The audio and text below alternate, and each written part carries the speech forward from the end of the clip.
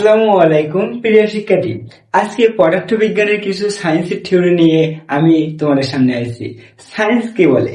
একটা বল আছে আমাদের সামনে। এবার সায়েন্সের মতে এই বলটাকে কিভাবে আমাদের বেগবান বা বেগ দেওয়া হয় বা গতি দেওয়া হয়। সবের মধ্যে মনে হলো একটা বেগ বা গতি থাকে। বলটা যদি আমি নিচের দিকে মারি তা আবার পুনরায় আমার হাতে চলে আসবে, বা দেয়ালে মারলে তা পুনরায় চলে আসবে বিপরীত দিকে। সবসময় মনে রাখতে হবে প্রতিটি বলের একটি প্রতিক্রিয়া বল আছে। তোমার দিকে যদি কেউ ইট মারে, তুমিও যদি ইটটা মেরে দাও তাহলে তার একটি বল আছে। এই যে বলটা আমি হাতে ধরে রাখছি, কিন্তু এ আমার উপরে একটা চাপ সৃষ্টি করতেছে। তাহলে বল কি? চাপও সৃষ্টি করে, এর বলও আছে এবং শক্তিও আছে।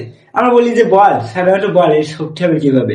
এটা যখন আমার ছুড়ে দেয়, এখানে যখন ছুড়ে মারবো তা আবার আমার কাছে চলে আসবে। মানে কি, একটা শক্তি প্রয়োগ হচ্ছে। আমি যখন বলের উপর একটা গতি শক্তি প্রয়োগ করতেছি, তার জালে গেলে দিচ্ছে, সেখান থেকে আবার আমার দিকে চলে এসেছে। মানে কি, সেই শক্তি আবার বেগবান হচ্ছে, মানে দ্বিগুণ হয়ে তা আবার আমার দিকে ফিরে এসেছে। এইটা হলো নিউটনের সূত্র।